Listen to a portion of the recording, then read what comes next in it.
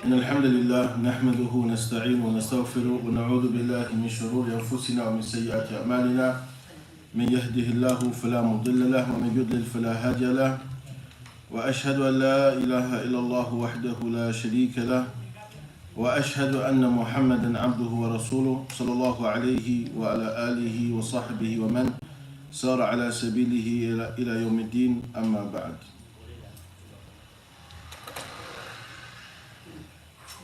So inshallah ta'ala, continuing with our study of Umdatul-Ahkam in the fiqh of ibadat, we are on hadith number 4.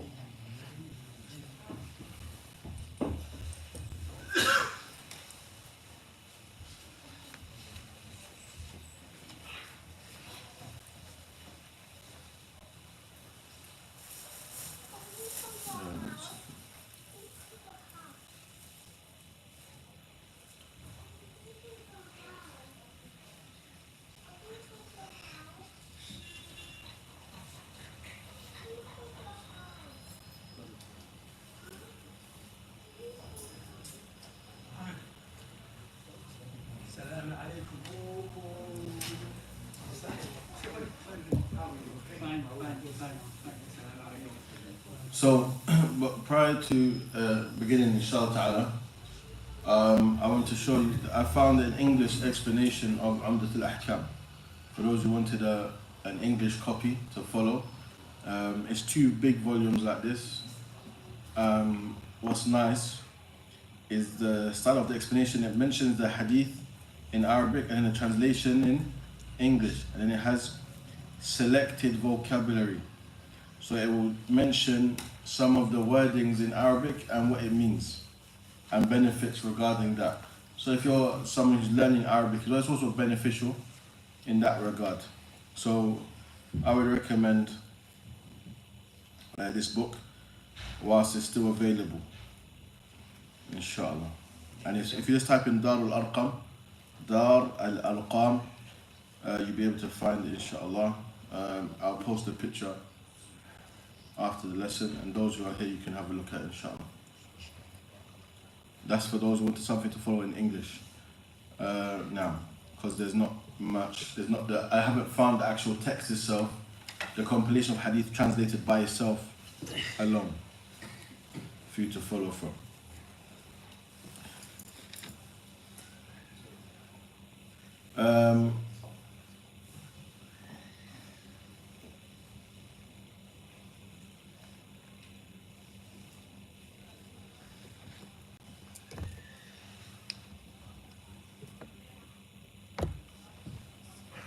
So the 4th hadith that we're on, inshallah ta'ala, is An Abi Hurairah radiallahu anhu. Is narrated by Abu Hurairah. أن رسول الله صلى الله عليه وسلم قال: إذا توضأ أحدكم فليجعل في أنفه ماء ثم لينتثر ومن استجمر فليوتر وإذا استيقظ أحدكم من نومه فليغسل يديه قبل أن يدخلهما في الإناء 3 فإن أحدكم لا يدري أين باتت يده. So in this hadith it mentions that the Prophet Muhammad he said, when one of you performs wudu, then let him place water in his nose. I put some water in your nose and blow it out. And whoever makes istijmar, man istajmara, and that is to use pebbles to clean yourself after relieving yourself, then falyutir, I use an odd number of pebbles. Use an odd number of pebbles. وَإِذَا اسْتَيْقَظَ أَحَدُكُمْ مِنْ نَوْمِهِ, and when one of you wakes up from his sleep, فَلْيَغْسِلْ يَدَيْهِ ثَلَاثًا, let him wash his hands 3 times. 3 times before placing his hand in the vessel that contains the water. As one of you, or as none of you know where his hand spent the night. And that's because sometimes people, they have a container of water or a barrel of water that they would usually make ghusl from or wudu from. Unlike today, we have running water through the pipes in the showers and the likes. However, it's still sunnah to do this. To wash your hands before initiating wudu or ghusl. But this washing of the hands is sunnah. It doesn't take the place of having to wash your hand during wudu. Okay? So, rather than place your hands that might have najasa into the vessel of water, you would extract some water first using a utensil and wash your hand 3 times before placing your hand directly and taking water to perform wudu in that fashion or ghusl. Now, that's what's mentioned within the hadith. So,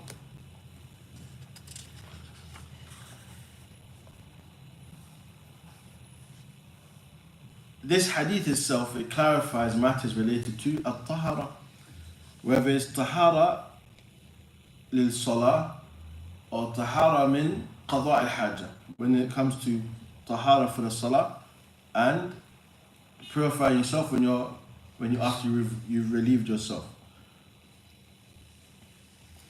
Also, it shows, because there's a difference of opinion among scholars regarding the obligation of al-madmada wa istinshaq, whether you have to rinse the nose and the mouth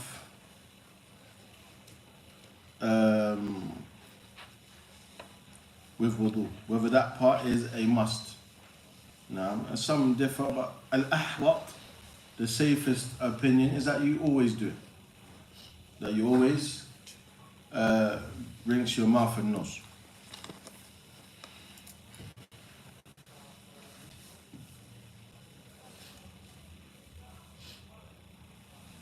So the things that we benefit from this hadith, min mahasin min shari'at al-Islam, from the merits of the Sharia of Islam, wa kamaluha isti'abuha li jami' anwa' al-tahara, that it consists of details related to all forms of purification.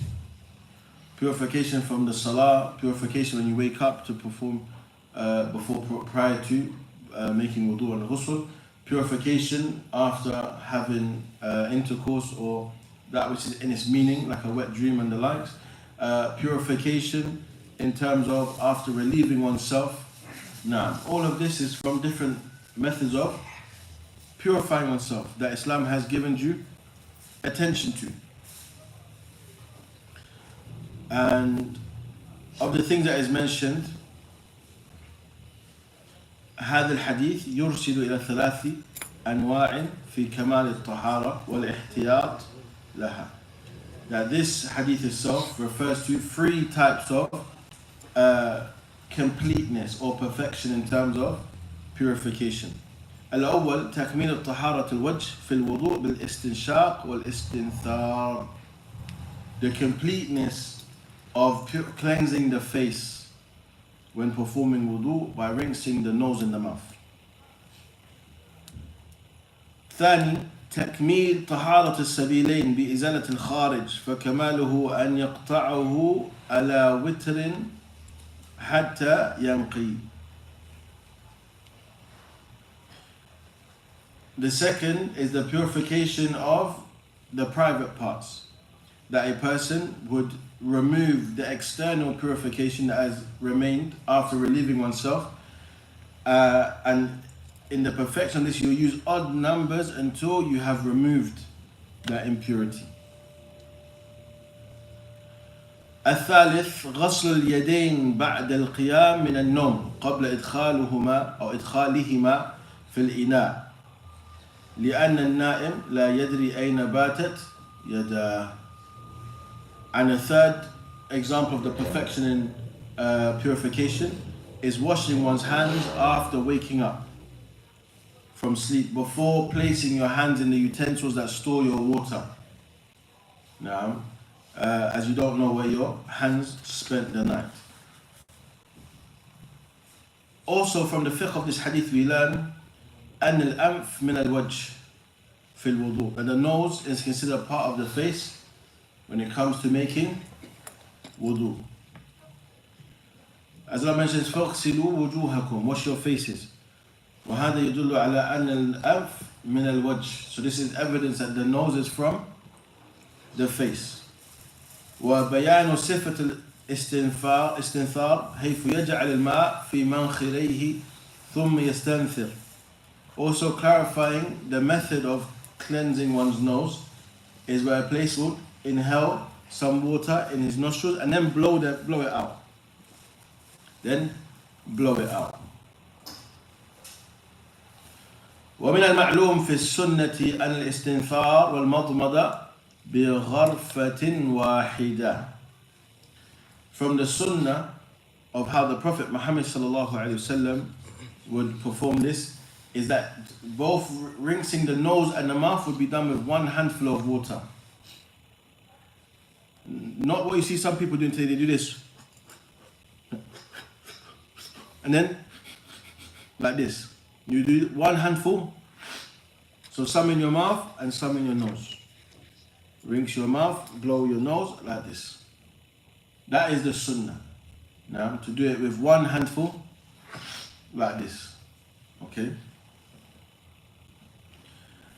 وحكي عن الإمام مالك رحمه الله كراهية فعل الاستنثار بغير اليد لكونه يشبه فعل الدابة، والمشهور عدم الكراهة، وإذا استنثر بيده فالمستحب أن يكون باليسرى، وقد بوب عليه النسائي وأخرجه مقيدا بنعم.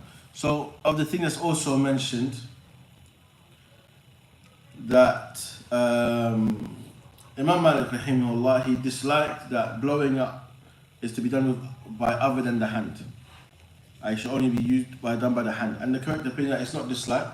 However, of the thing that is mentioned that is mustahab recommended is that when you blow out your nose, that you use your left hand, not your right hand.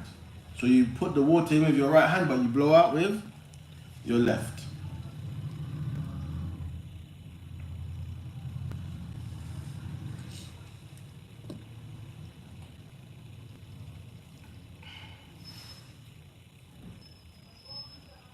Also of the things that is from the benefits or the wisdoms of rinsing your nose is one, at-tanzif, cleanliness. Now, as mentioned by Imam Al-Hafidh Ibn Hajar Asqalani fi Fath al-Bari, which is a sharh of Sahih Bukhari,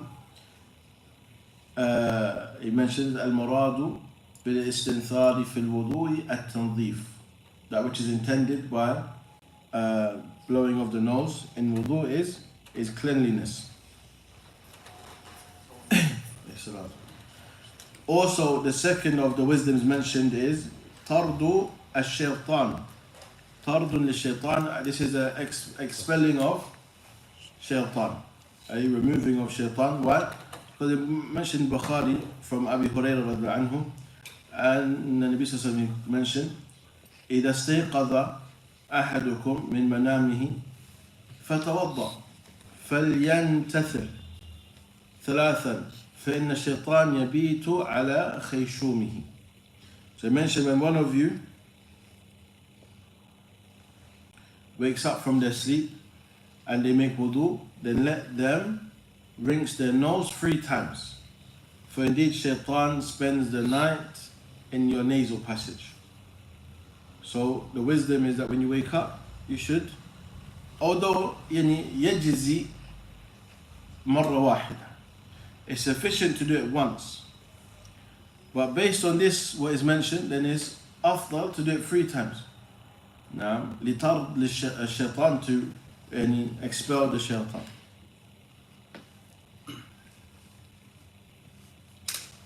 Also, al-istinja, when it comes to cleaning yourself after relieving yourself, the dimensions that the person mukhayyar, they have a choice of cleansing themselves with water or stone.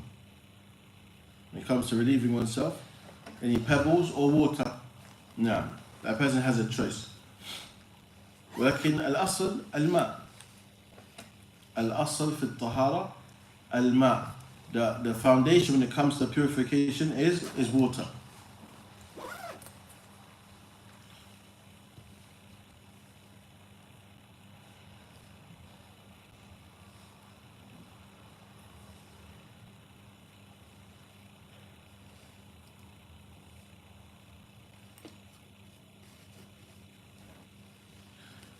Now, of the things that they say to pay attention to when it comes to washing the hands when you wake up, that one should not differ between sleep at night and sleep in the daytime. Whether you fell asleep in the night or fell asleep in the daytime, it's the same. Now, despite majority of the time, that person would fall in a deep sleep, asleep for a long time during the night. However, it's not to differ.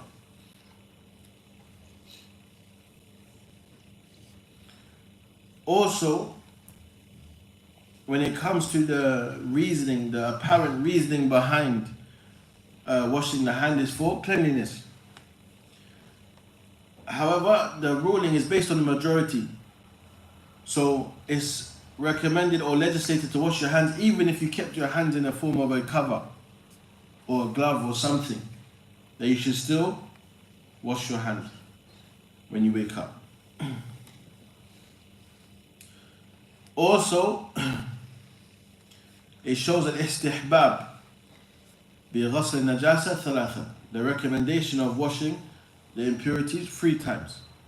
Despite when it comes to actions of wudu, it's sufficient to be done how many times? Once. But there's a part that can only be done once, and to do it more than once is bid'ah. What is that? What's the question again? Wiping the head. Now, to do it 2 or 3 times, and this is bid'ah. لا يجوز. Now, المسح مرة واحدة. Wiping the head is 1 time. And the ears. Now, and with the ears with 1 single use of water. Now, not wiping the head and then getting more water and then doing the ears. La. The sunnah is 1 time wet your hands and wipe and do your ears at the same time.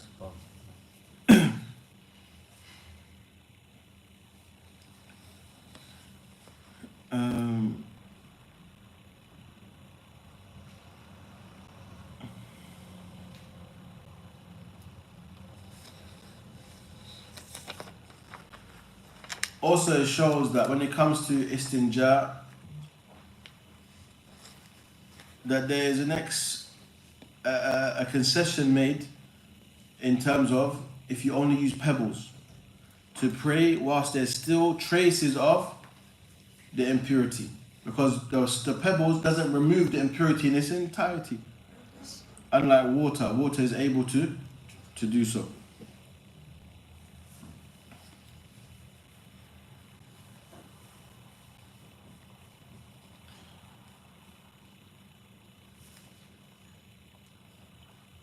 Also, from this we learn the good example of how the Prophet Muhammad ﷺ would teach the companions in mentioning a ruling and accompanying the ruling with wisdom behind the ruling.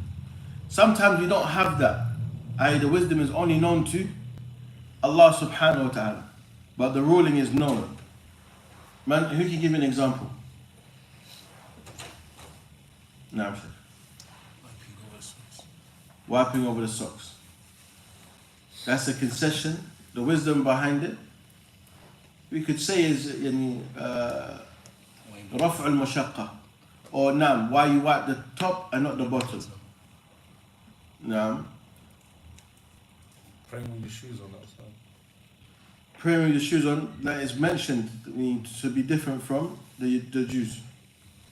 It's not just outside, even in the masjid. But obviously because of the carpet. Because the salah is general, it mentions to pray in your shoes and be different from the Yahud is general. Now,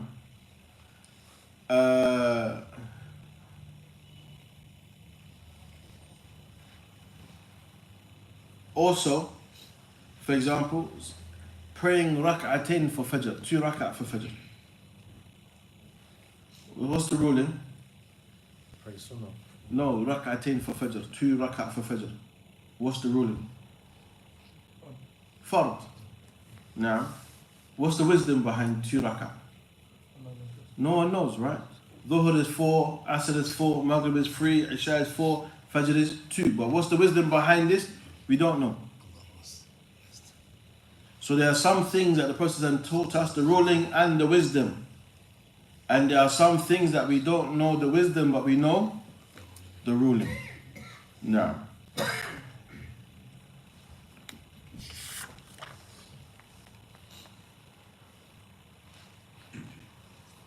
Maybe for ease though. no, there's nothing mentioned.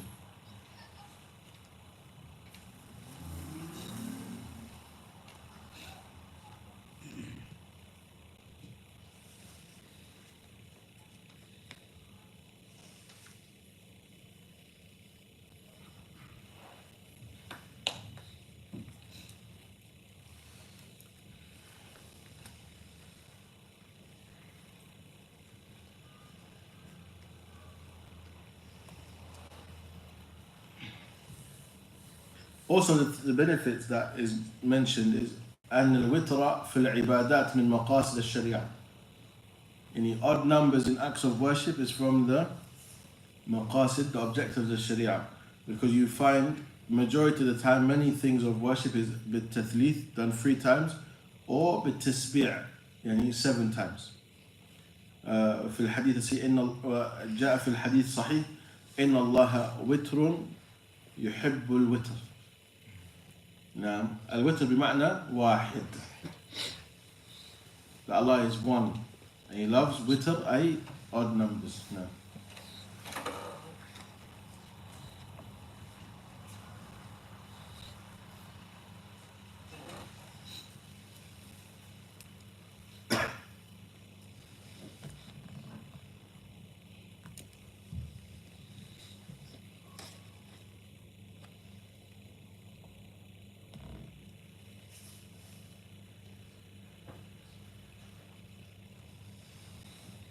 And also what's mentioned, khilaf بين أهل العلم regarding the intention behind the sleep that you wash your hands from, whether it's sleep of the night or the day, as you mentioned, that it's not to be differed between. As some of Ahl al-Ilm, they said no, it's only for the sleep of the night because of the wording in the hadith, فإن أحدكم لا تدري أين باتت يده, and the verb بات يبيت and the masdar is بيتوتة is only referring to sleep of the night. It's only referring to sleep of the night. However, those who say that it's general of the sleep of the night or the day, لعموم القول يعني من نومه, for the fact that from his sleep. So whether you slept at night or day, then it's sunnah for you to wash your hands before, or it's wajib to wash your hands before entering into the container of water. Now, as for if you have, again, a running tap water, then it's sunnah. Because you're not going to, the wisdom behind not entering your hand in the stationary water, the container, is that you're not going to place your hand that has got najasa in the water. Yeah. واضح?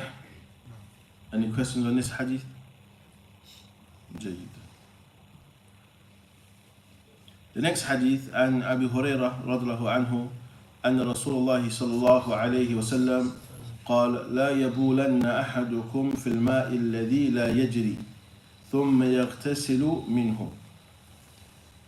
ولمسلم لا يغتسل أحدكم في الماء الدائم وهو جنب. So a number of things that I mentioned in this hadith. This hadith, it mentioned that the Prophet Muhammad sallallahu alaihi wasallam, he said, none of you should urinate in water that does not run, still water, and then perform ghusl in it or from it. And another narration of Muslim, he mentions, none of you should perform ghusl from still water that doesn't flow or run, whilst they are in a state of janaba. So within this hadith, it contains النهي عن البول في الماء الدائم. One, the prohibition of urinating in still water. لأن هذا نجاسة الماء. This is a way of making the water become impure.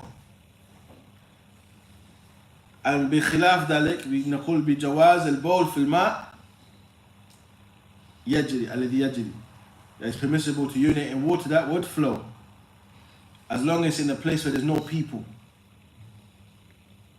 Now, so if you go to a river, for example, and there's people swimming in the river, you wouldn't urinate there. Now, unless you was at the end and the direction is where that is that going that way, away from the people, this is different. Also,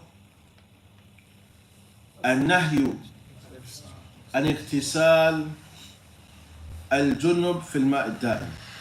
The second is, or matter in this hadith, is the prohibition of performing ghusl from janaba in still water, because the water that's going to fall back from you is the najasa. Now, الماء الدائم هو المستقر في غدير أو بركة أو حوض وفسر في الحديث بأنه الذي لا يجري. So any water is considered still water. It doesn't flow. It's in a utensil or it's in a pond and the likes, and it doesn't flow. It doesn't have a stream of flow that the water is changed. Now, from this we also learn that the Sharia observes avoiding causing people harm. Now, so again, the harm that this can have on a person, someone doesn't know someone's urinated in this water and they come to use it, it will cause them harm. Now, so you find from the maqas of the Sharia is حفظ يعني الناس والبيئة, is to preserve the people and the environment. Now, just like there's other places that it's not permitted to urinate. Now, places like pathways where people use, it's not permissible to urinate in pathways. It's not permissible to urinate where people take shade, where people would sit down and take shade. It's not permissible to urinate in those places. It's not permissible to urinate under trees that bear fruits or vegetables. You can't urinate in those places. Now, so you can see how Islam preserves cleanliness for individuals and also the environment.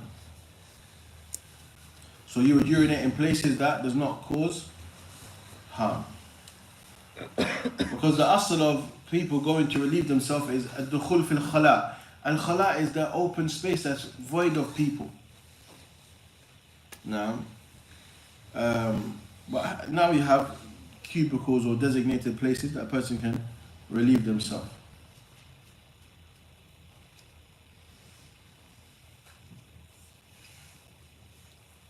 And there's a number of narrations of these actual ahadith with similar wordings. If it says ma alladhi la yajri or ma ad-da'im, the meaning is the same.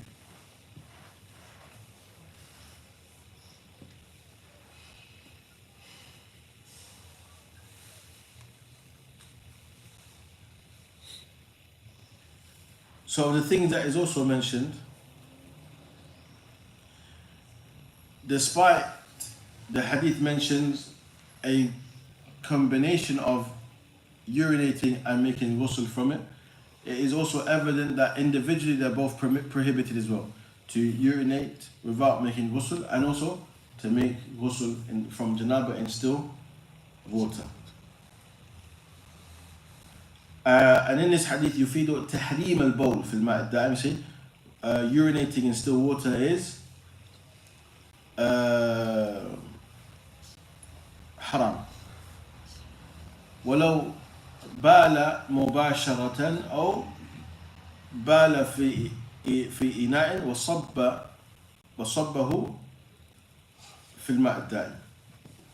This is whether a person urinates directly into that water that's still, or urinates in something and then pours it in there. The ruling is the same. It's haram. No. Because this again will al-illa, the reason behind this is because that will expose that water to impurities.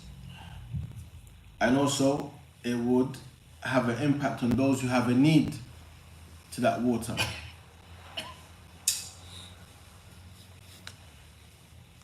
And this is whether that water is a small amount or a large amount. Unless it was something that was similar to the sea because of how much water there is. Then they would say, they will have a difference of opinion, maybe disliked rather than haram. No. Is there a minimum limit for الماء الكثير والماء القليل بقلتين. I can't remember exactly how much liters, but I'll come back to you next week with the amount. I had it before. But again, regarding this, because that's a mas'ala of, they say ma al-kathir la yatanajas. However, if it changes, even if it's a lot, if it changes because of the najasa, then it becomes najis. And even if it's less than that, less than the amount of qullatin, it doesn't mean that it is directly, it immediately becomes impure, but it's more likely to become impure. No, but it's based on the three awsaf, that if it's either the taste, the smell, or the color changes.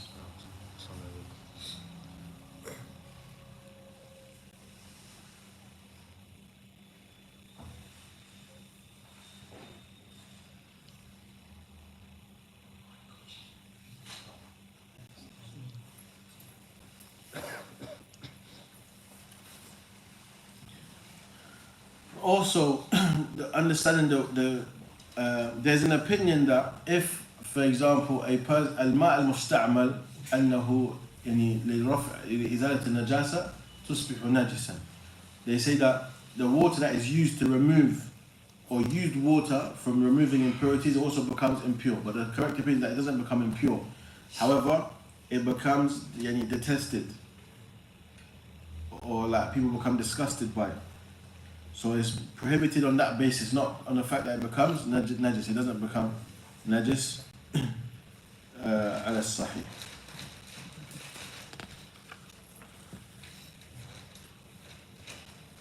As we mentioned, from the wisdom behind this is the perfection of the Sharia in safeguarding what the people have a need to, especially of water. That anything that would disgust the people in using water or cause possible corruption of the water has been prohibited.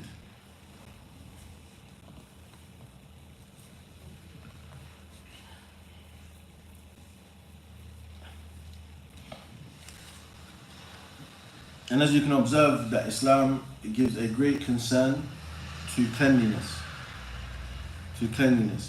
So it's not from the ways of the Muslim to be of those who are not clean. No. And unfortunately this is lost among many, especially how we treat the masajid, the places of relieving yourself in the masajid as well. Cleanliness is important. No. And also that includes a person's appearance, the clothing, their smell. All of this is important that a person takes into consideration. No.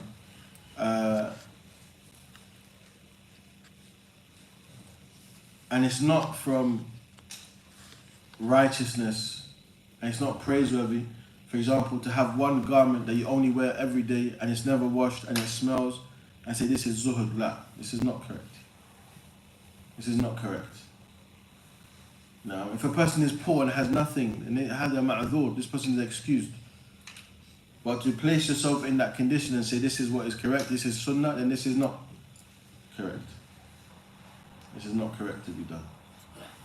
Now,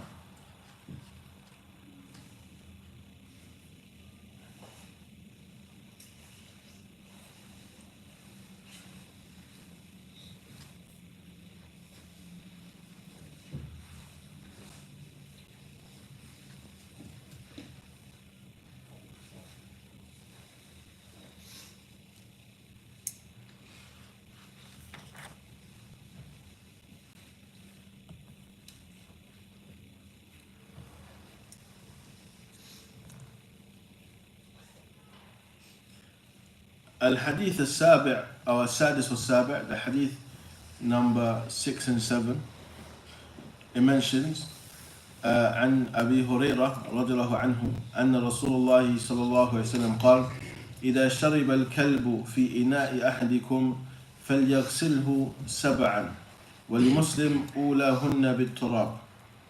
وله في حديث عبد الله بن مغفل أن رسول الله صلى الله عليه وسلم قال إذا ولغ الكلب في الإناء فاغسلوه 7 وعفروه 8 بالتراب. So here it mentions that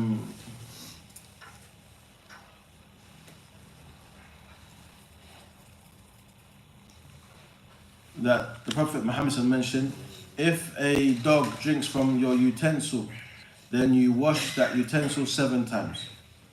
And according to Sahih Muslim, he mentions the first time being with dirt, soil.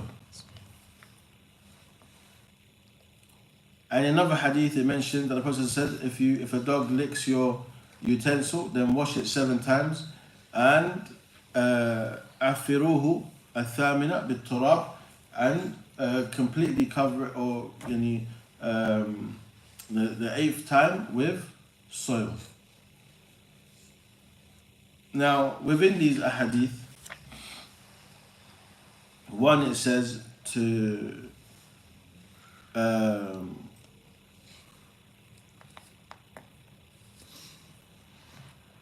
use the soil in the beginning, and one says at the end.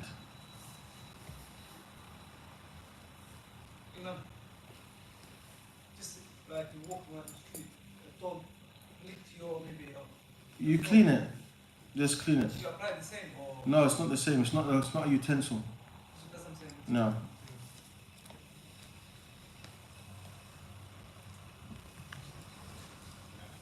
So even if it's your hands, you just wash it once. Not once. You wash it till you remove the. Once will never remove the saliva. Okay. It's not possible. That's based on experience. Yeah. I got on a bus once.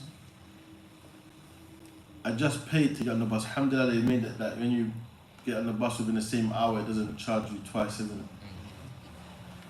And I was walking, as soon as I tap my Oyster, the dog licks my hand. I'm like, what the hell is this?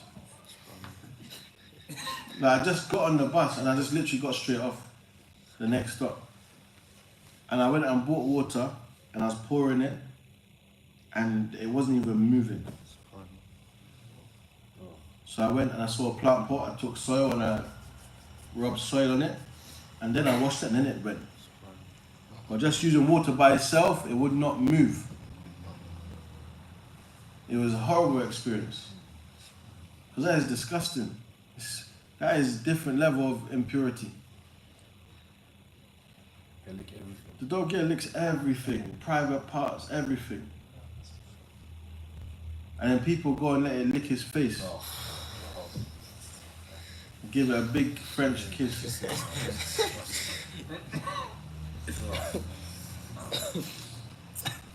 Disgusting. And Allahul Musta'an, you see situations where people have had facial infections, having to have surgery on their face and the likes because letting the dog lick them. Sleep with them, They do everything. Allahul Musta'an. But again, this is this is what is called najasa al-mughalladha, a very severe impurity. And that's why you have to wash 7 times, and the first time with soil. You have difference of opinion among the scholars whether you can use soap instead and the likes. Again, some say no and some say you can. No. But of the things that is actually mentioned,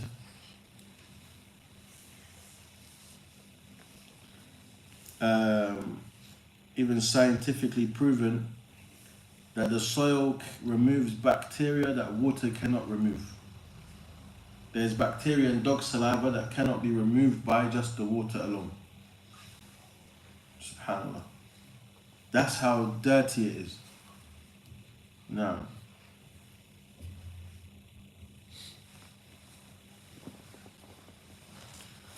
so again, Allah subhanahu wa ta'ala, He's the one who knows His creation. And prior to these tools of looking at microscopes and studying bacteria and the likes, Allah has already informed us of how impure it is.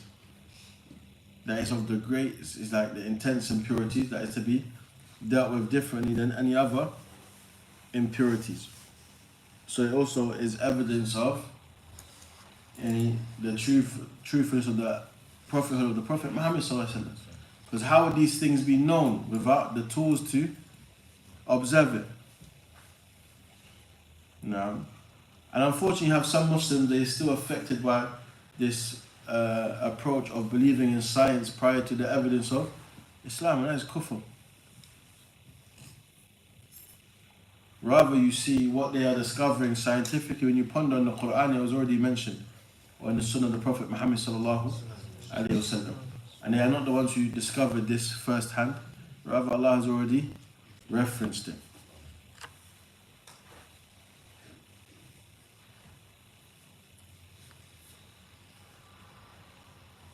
So one of the things that we understand from this, that the dog, the severity of the impurity of the dog, and it's from of those animals that are disliked in terms of the amount of dirt and sicknesses that they carry. And also the difference in, is the remaining part of the dog given the same ruling as the saliva? And the correct opinion is that no. No.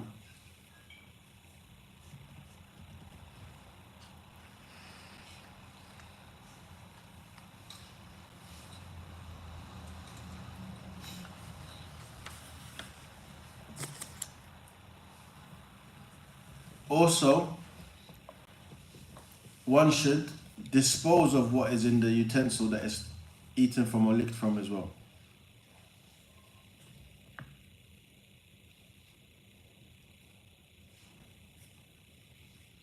In other narrations.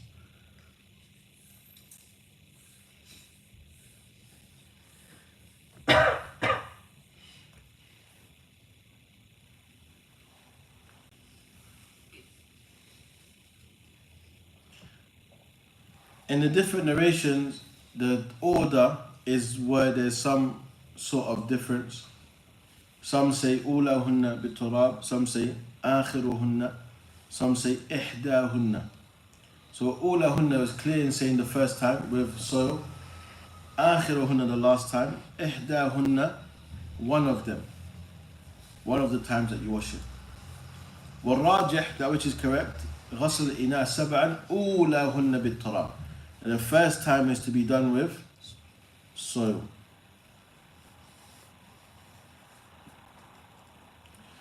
Also, that is because the hadith of Abi Hurairah anhu that mentions ulahunna, then this is narrated both ways. By two methods of narration. So that is more correct, more authentic in terms of the majority say this.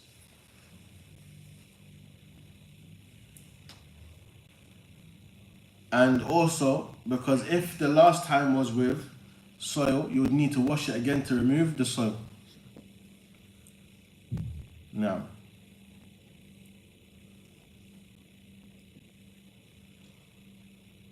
and also from this we learn that as well.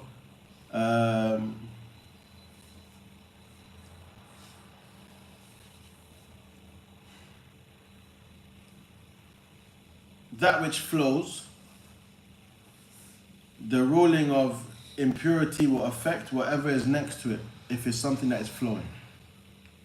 Yeah, so if something flows, then for example, the dog licks the water that's in the utensil. The saliva is now in that water that's in that utensil, so it also makes that utensil impure. Hence why you have to wash the utensil.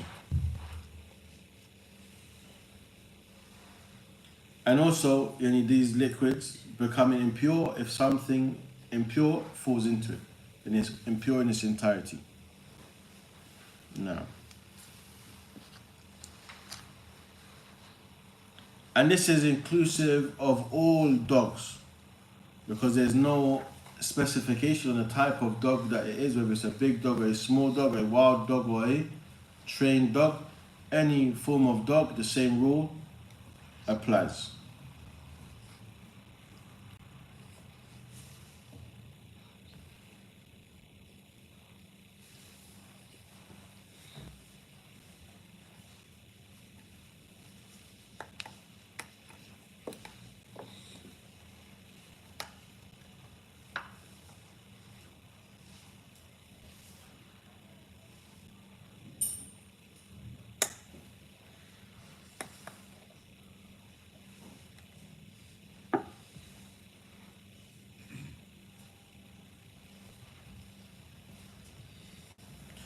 He mentions فقد جاء علماء الطب الحديث بما حملوا من أدوات ودراسات وبحوث فوجدوا علاقة عجيبة بين التراب وداء الكلب.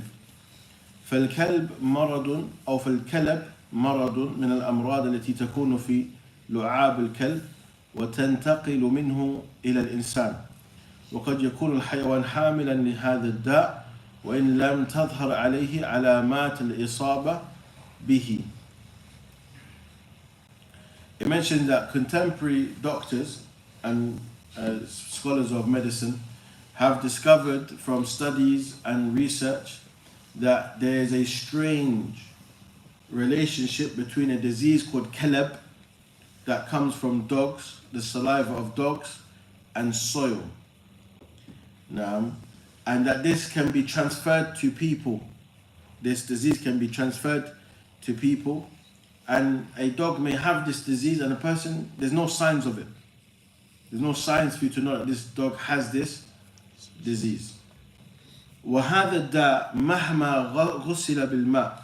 And this disease, no matter how much times it is washed with water, فَإِنَّ الْمَاء لَا يَقْتُلُ جَرَاثِيمَهُ. It says the water can never kill its bacteria of this disease. وَلَا يَذْهَبُ بِهَا. And this disease doesn't go with the water. فإذا مسحت أو مسحت بالتراب. However, if it is wiped with soil, فإنه لا يبقى لها أثر ولا عين. He mentioned, if it is wiped with soil, not only is the trace removed, but even the disease itself is gone. Nothing remains if it's wiped with soil. وكذلك كل جراثيم التي يحملها الكلب لا يذهبها ويقضي على خطرها ويقي من ضررها إلى التراب. And likewise is all the other diseases that is carried by the dog in his saliva and the bacteria. Nothing gets rid of it or saves one from its severity except for soil. Except for soil. وصدق رسول الله صلى الله عليه وسلم فيما أخبر به. This is things that are discovered by doctors of medicine. You see. And that's why a person who wants to get involved in da'wah needs to be versed in the Sharia. Needs to be versed in the mahasin of Islam. That when they call people to Islam, they're able to express to them, look at these merits. Look what the Prophet Muhammad has conveyed to us from Allah Azza wa Jal 1400 years ago. Only now, because of development in technology, scientists have been able to see for themselves that which Allah has already informed us of. So those who believe in science still, then this is ittiba' al-shahawat wal-jahl al-murakkab. This is the people that are following desires and that compound ignorance. And sometimes min sabab al-kibar wal-inad, because of arrogance and pride. Now, and so of the things that is mentioned, لا يقوم مقام التراب شيء وهو مذهب جماهير أهل العلم. Nothing takes the place of soil. And that is the methodology or the stance of the majority of the scholars. And he mentioned Ibn Daqiq al-Eid, rahimahullah, in his explanation of Umdatul-Ahkam called Al-Ahkam, he mentions بِالتُّرَابِ يَقْتَدِي تَعْيِينُهُ. When he says بِالتُّرَابِ, it means that this is specifying that it has to be turab. وَالنَّوْوِي رحمه الله قال وَلَا يَقُومُ الْأَشْنَانِ وَالصَّابُونَ مَقَامَ التُّرَابِ عَلَى الْأَصَحِ. And Imam al-Nawawi says nothing like soap and the likes does not take the place of the soil according to that which is correct. And Mardawi fil Insaf, another book of fiqh, he has a book called Al-Insaf.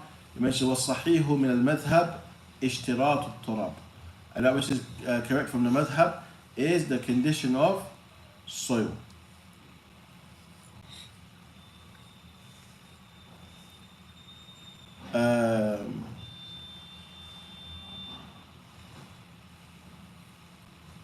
And the Sheikh, he mentions at the end, he says, قُلْتُ, and I say, وَقَدْ جَاءَ الطِّبُّ بِاكْتِشَافَاتِهِ, that medicine has come with its discoveries. وَأَثْبَتَ أَنَّ فِي لُعَابِ الْكَلْبِ مِكْرُوبًا وَأَمْرَاضًا لَا يَزِيلُهَا الْمَاء وَحْدَهُ. He said that these discoveries of the people, the doctors, the scholars of medicine, have affirmed that in the saliva of the dog there are microbes and diseases that cannot be removed by water alone. بَلْ لَا يَقْضِي عَلَيْهَا إِلَّا التُّرَابِ. Nothing gets rid of them except for soil. وَهَذَا مِنَ الْمُعْجِزَاتِ النَّبَوِيَّةِ الْعِلْمِيَّةِ. And this is from those scientific miracles of the scientific prophetic miracles. Now, كما تقدم والله أعلى وأعلم. Now, so from this we understand that one has to use soil. And that is to be done at the beginning. أولهن بالتراب. نعم. إن شاء الله تعالى.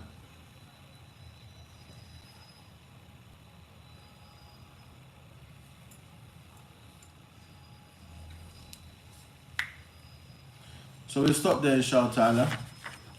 We'll start hadith number 8, next lesson, inshallah ta'ala. As I mentioned, the next topic of the hadith will be related to wudu. As I mentioned previously, for those who are looking for an English copy of a concise explanation of Umdatul-Ahkam, is 2 volumes. Now, and yeah, from what I've seen so far, it's good, reliable work that a person can benefit from, inshallah ta'ala. And obviously, as we go along, if we see things that are not correct, then we correct that. Shall we remove that which is not correct? As لا يخلو عمل إنسان من الخطأ. The works of mankind are not free of mistake. Yeah. And that's something that, alhamdulillah, the more a person increases knowledge, the more they become forbearing and have insight regarding this. That when you see, there may be some works that you have, even from people of deviance. However, the works in general are good, and the mistakes, if they've passed, they have been clarified. Now, so even scholars that we say they're from Ahl Sunnah, they had mistakes in matters of Aqidah at times, in ba'd al-ta'wilat, in some interpretations of things. However, it doesn't remove from the benefit of the works holistically. And this is a principle that is understood among scholars of Ahl Sunnah wal Jama'ah. The issue that we have today is those who attribute themselves to Salafiyya and the Sunnah today, not understanding these principles or not applying it consistently. A lack of consistency in application of these principles and understandings, where people are considered to be Ahlul Bid'ah for the most pathetic of reasons. The most pathetic of reasons. To the point even this approach in dismissing people from the Sunnah or expelling people from the realm of the Sunnah, that approach in and of itself has become, in some cases, from acts of innovation, acts of bid'ah. Or the individuals that people are tested with today. Again, I saw something that made me laugh, and that's the reality, it made me laugh. And how people can really use this and think that this is a justification. They posted, we visited a sheikh in Saudi, and we said we're from the UK. So he said, are you with Maktaba Salafiyya? And that's how they stopped. He said that means that's a justification that if we said yes, if you're with them, if you're from the UK and you're not with them, then this justifies whether you are Salafi or not. هذا كلام باطل ولا نبالي. And we don't care with what people have to say. I would say it 1,000 times over. That if I went to a sheikh, I would love to be asked that question at a sheikh's house and be able to have a word, inshallah. Respectfully. Because هذا ليس المعيار. That's not the measuring stick. أبدا. أبدا. Now, this is not the time of Imam Ahmed rahimahullah, where then you will test people with individuals that were known to be a'immatus salaf, da'wat salafiyya. But as for people in the UK, testing us with people in Birmingham, Allahumma barik. We continue to benefit, inshallah. We only make these small references just to keep people steadfast and not be disheartened by the wasawis, the whisperers of the people that come and say, you're not with them, so you're not Salafi, or you go to this masjid, they're not with the maktaba, they're not Salafi. هذا كلام باطل. نعم كما قال الشيخ الإسلام ابن تيمية رحمه الله من كان كلامه قال الله وقال رسوله وما أجمع عليه السلف فهو من أهل السنة والجماعة. بارك الله فيكم. اللهم صل وسلم على نبينا وحبيب محمد وعلى آله وصحبه أجمعين. السلام عليكم ورحمة الله وبركاته.